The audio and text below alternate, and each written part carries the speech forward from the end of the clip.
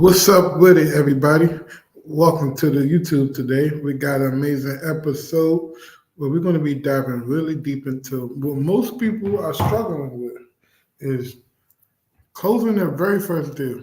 I take that very serious. You know, a lot of people, the thought of getting into real estate interests them, but the mechanics behind it and execution behind it um, is really what's hindering them and stopping them from getting to the next level. So I figured today, while we're waiting on a few people to hop on this live, um, we're going to break it down and what you should be doing and what I teach my clients. Uh, if you have any questions, don't hesitate to drop your questions. Before we get started, do me a favor and share this YouTube video or this Facebook video out to 3 groups that you know, or share it to like 2 or 3 people that you know. That'd be greatly appreciated. But like I said, we about to get started in about 10 seconds, 15 seconds. I just need to put my phone on Do Not Disturb so I won't be rudely interrupted. And then after that, I got a lot of work I got to finish doing. Today will probably be a late day. I'll probably finish up about 8:30 tonight. Then tomorrow, I'll pick back up in the morning and then head off to church in the afternoon and be back by mid-afternoon. So the number one thing I think people got to do is they got to plan. So once you start planning and understanding exactly, how do I execute this? Where do I even start? Like, what is my strategy? It can be really overwhelming. And that's why, we have these programs to help our clients, not to just sell them stuff, but to literally help them and provide a service to them that they can't find nowhere else. So, how to close your first deal in 90 days or less, step by step. The first thing you want to do is figure out what's your why. Why are you doing this? Are you doing this for the money? I'm going to be honest with you. Don't do it. Because it's going to come some days and sometimes where you're going to feel like the amount of work and what's asked of you isn't worth the money or the reward that you're going to get in return. So that's one thing. Then number 2, you want to figure out, realistically, how consistent I can be on a day-to-day basis, at least 5 days out of the 7 days a week. Now, there may be some instances or sometimes where you may have to work a full 7 days straight. And we're going to get into that a little bit, what I mean by that. So you got to recondition your mindset that you're not an employee and that whatever work you put in, you're not going to be equally compensated for, like a job. Like if you work 40 hours this week, they're going to pay you for 40 hours worth of effort. That doesn't work in real estate and especially entrepreneurship. So you definitely want to make sure that you set the expectation where there's going to be times where I'm going to work for a month straight, 2 weeks straight, and I'm not going to be compensated for my time in a timely manner, right? And that's perfectly okay, because once you really crack the code to this, real estate wholesaling opportunity, you're going to make so much money on the back end that it's going to be well worth whatever little volunteer work you're giving yourself on the front end. And then, like I said, the consistency going to tie into just being there. You know what I mean? You can't work 2 days straight, take off 3 days, and then get back to it because it messes up the momentum. See, real estate is a momentum business. You know what I mean? It's all about the momentum and how you swing that momentum. So if you're on the road talking to people every day and making offers, and then all of a sudden, hey, man, my best friend is going out to Cancun for 2 weeks, it's going to throw off your momentum. And then you want to look at your financial resources. So I'm just giving you your framework and what you should be writing down. If you're watching this video, pause it. If you're watching the replay, get a paper and pen because this is mastermind quality information I'm providing you guys today. So you want to look at your financial resources. Why is that important? Because do you have money for tools? Do you have money for personnel? Do you have money for subscriptions? Do you have money for to put extra gas in your car to go down for dollars, to go down to the courthouse and pull a list, or to pay for postage? If you don't, there's still ways I'm going to show you in just a second and how you can still get to your first deal 90 days or less on the minimum budget. Um, but once you figure all of that out, then the next important thing to do is to figure out where do you want to set up shop. If you're doing this virtually, look for some low hanging fruit stuff. Look for some places and some states that has a lot of transactions where you can get in and fit in. That if you throw a rock down the hallway, it hit 20 cash buyers in the back of the head. You know what I mean? You don't want to be somewhere that's sophisticated, that's rural, or you don't want to be doing deals that's sophisticated, that's more like big development deals or big land deals. You want to, take the easy route, the first few deals, so you can get the liquidity up and the cash up to go learn more about certain other strategies where you can go pay a consultant, somebody like myself, or somebody that does the business, but they carve out a certain amount of time a week where they help others, right?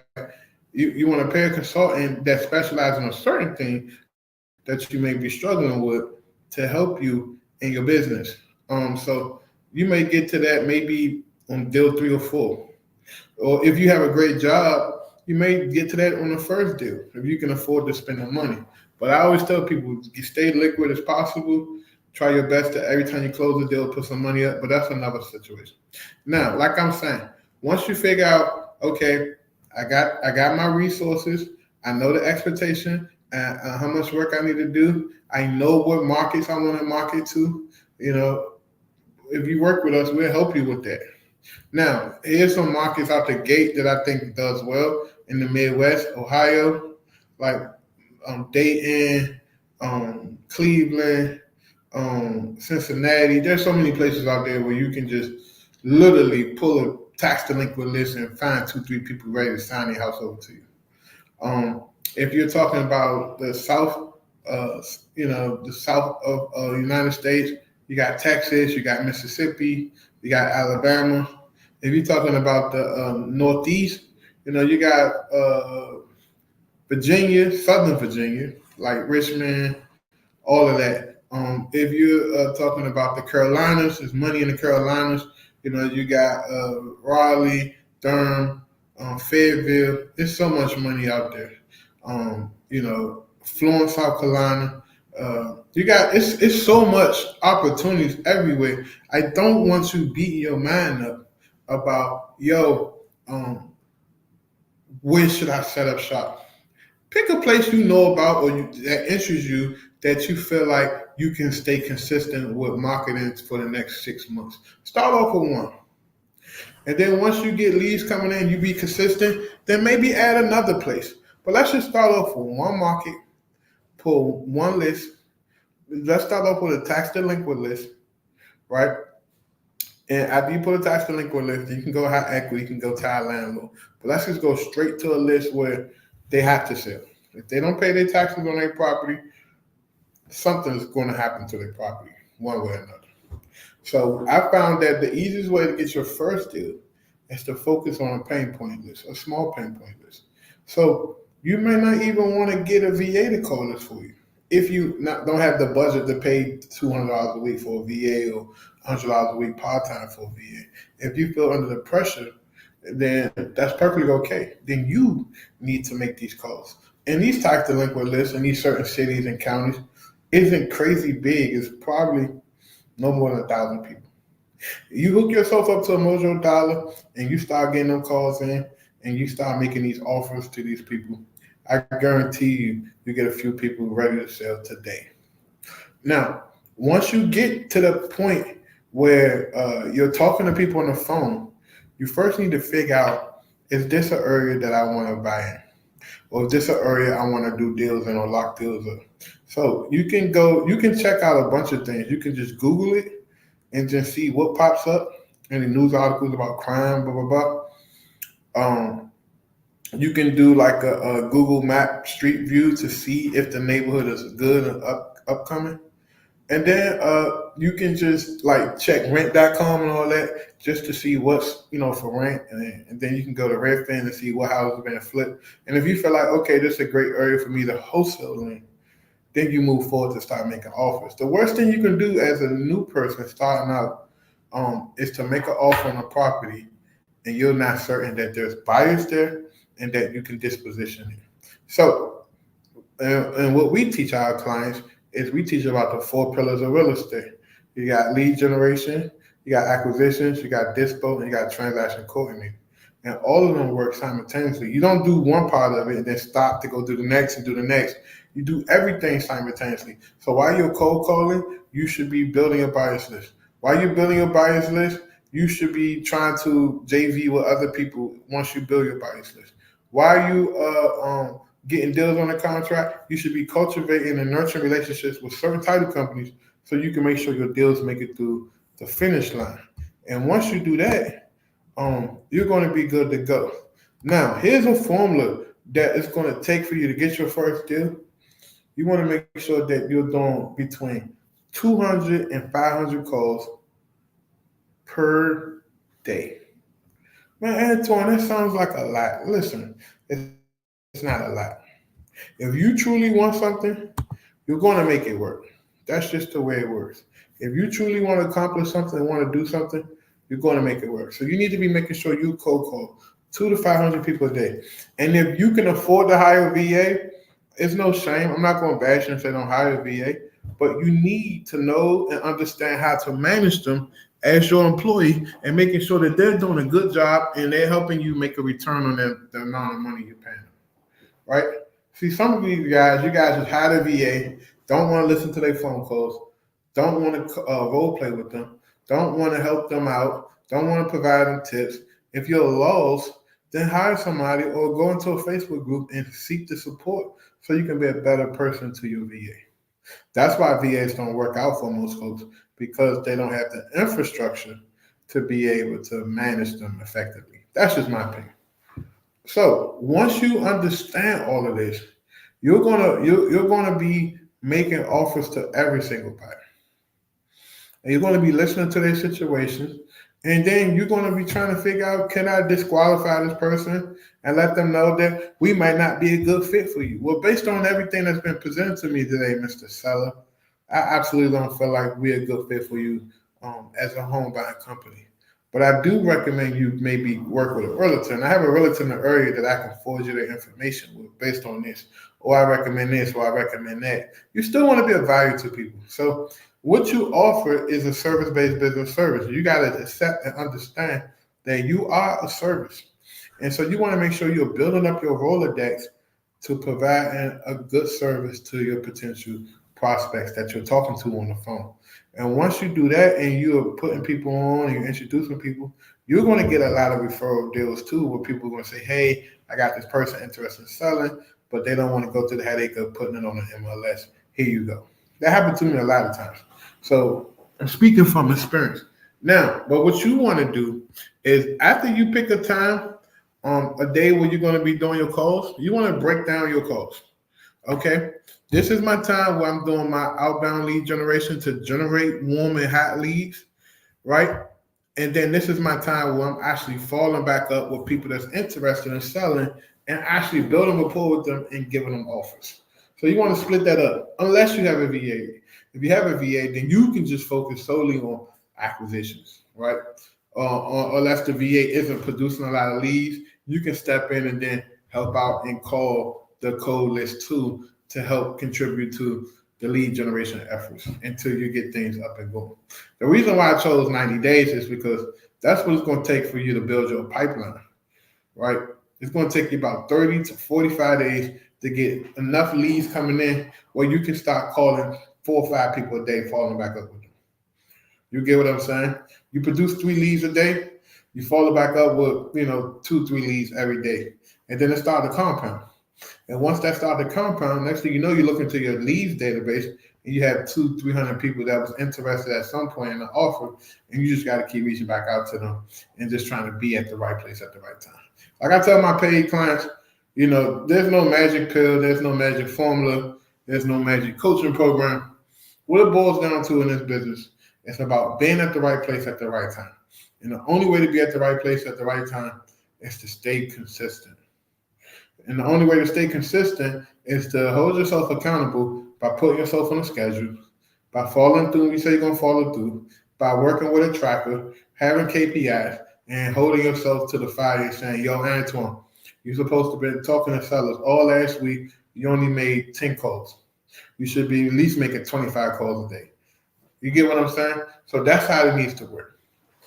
So once you understand all this and you start to make these conversations, you make offers, you're going to get people start to be interested and want to move forward and accept. Now, everybody you talk to isn't going to be very rock and roll on the first call. So you got to understand that this may be a 5 to 25 call series where you may be going back and forth with the sellers, just chit chatting and talking to them as if you know them from off the street. And that's perfectly okay. And I think that's the biggest problem a lot of new people start off with. They get lost in the fact that it's a people's business. And they're being transactional, thinking, "Oh, yeah, you want to sell? Well, let's get it done." Not understanding that it's a lot more that go into this. You know what I'm saying? Once you understand that it's a lot more that go into this, you're going to do a lot better, because then you're okay with following up. And that's in any business. Follow up is the bread and butter in any business. You can follow up via email, via text message, via phone call. I got multiple businesses where I personally still follow up with clients. If I've spoken to someone and I initiated that relationship, I'm going to continue to nurture that relationship till we close them, or they move forward with us, or they let us know that they don't want to work with us. That's how it should be. You should also be speaking to people, and whoever spoke to that person, keep that same person working a file.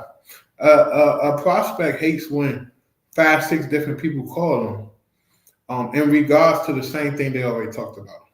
Now they're repeating themselves. The person on the phone feel lost, they feel confused, and now they just feel agitated. Like every time I talk to somebody, it feels like we start over. So you want to avoid that when you're talking to people. So like I said, once you talk to sellers and you make your offers and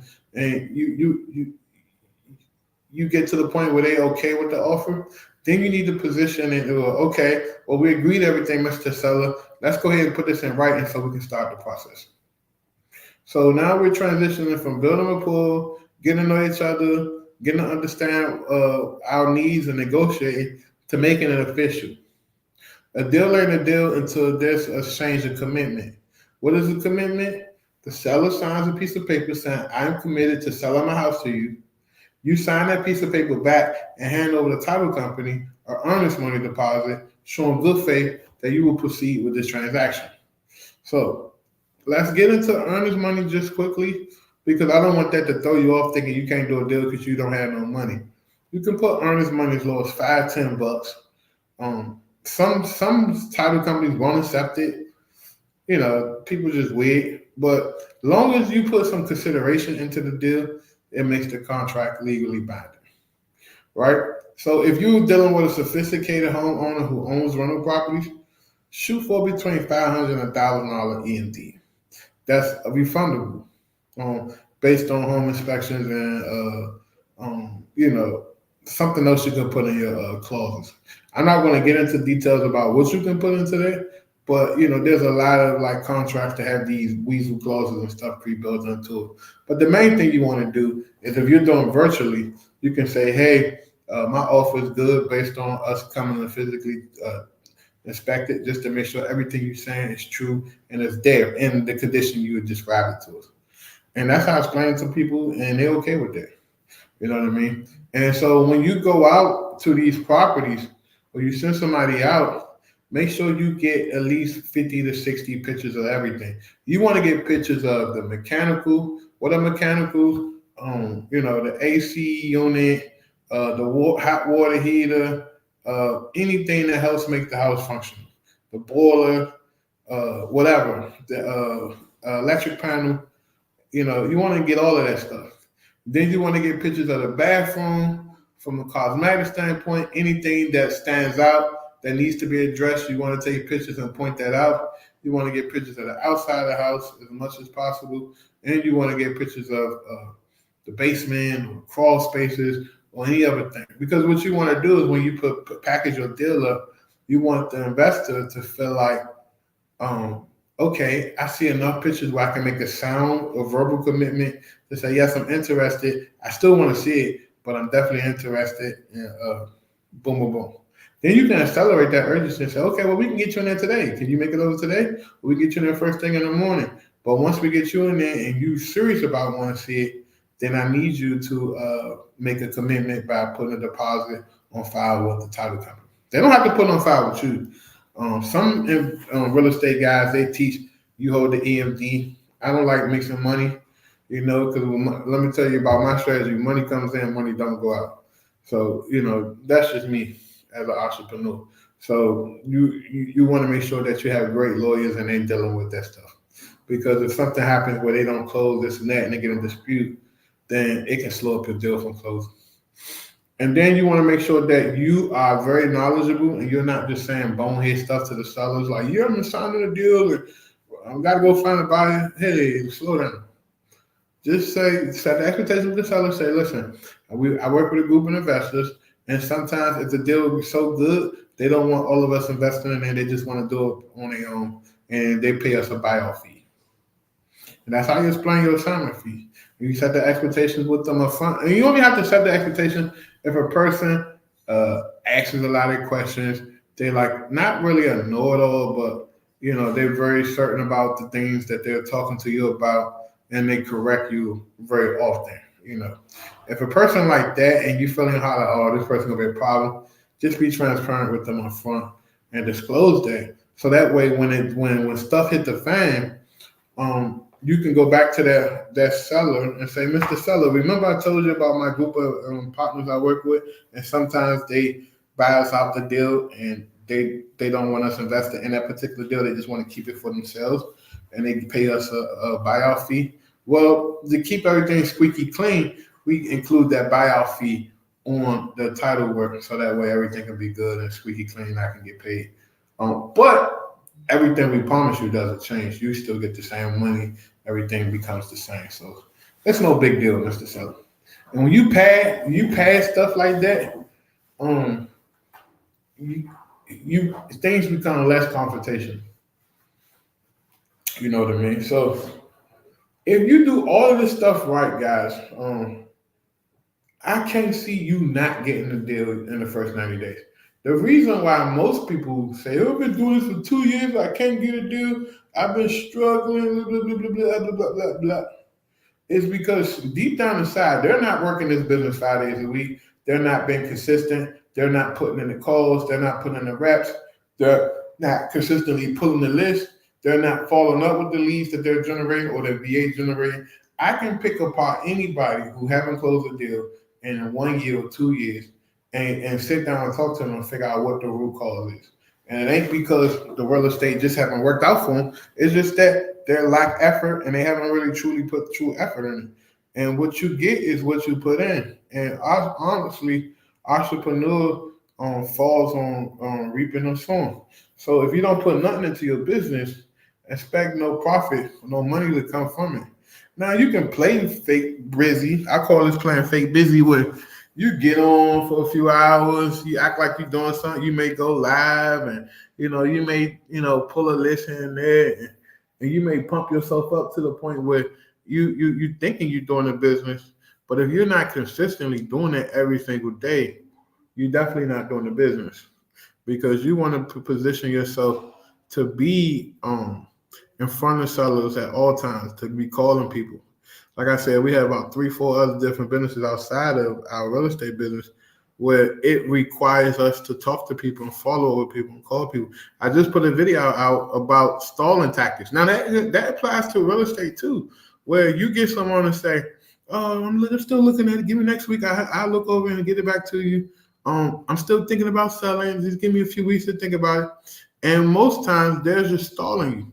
One, because they're not sure about what they're about to do, so they don't believe in themselves. Two, they're not sure about you. Maybe they don't trust you. Maybe they having second thoughts. Three, they're shopping around a better deal, right? Whatever you offer them or you try to provide them, they're looking at their options and they're stalling you to figure out, is this the right move? And so when you feel and you know someone is stalling you, like you're talking to a homeowner or a customer, and you know that they're telling you what they want to do and they're pumping you up and they playing all these games. Listen, none of that means anything until we get a commitment. There's two ways to get a commitment. One way is to get someone to sign a contract. Another way is for someone to exchange money for a product or a service. That's the only way a person is committed. And if they don't even sign something or pay any, exchange any money, or put down EMD like with the cash buyers, they're not committed. I don't care what they tell you. I don't care if they look in your face and they have the cross to their hand, they got holding the Bible saying, I swear to God, I'm committed. If they don't do what I'm just telling you that they need to be doing, they're not committed. That's just the way it works. So I say a lot of new people make a mistake thinking, oh yeah, this buyer, cash buyer, so you're gonna buy my deal, blah, blah, blah. Okay, where the earnest money at that they supposed to put down? Oh, they said they're gonna get to it, but it's been a week already. It's been a week already. So if a person who claims to buy 2-3 deals a quarter, 4 deals a quarter, I don't care if they put all their money to flipping houses.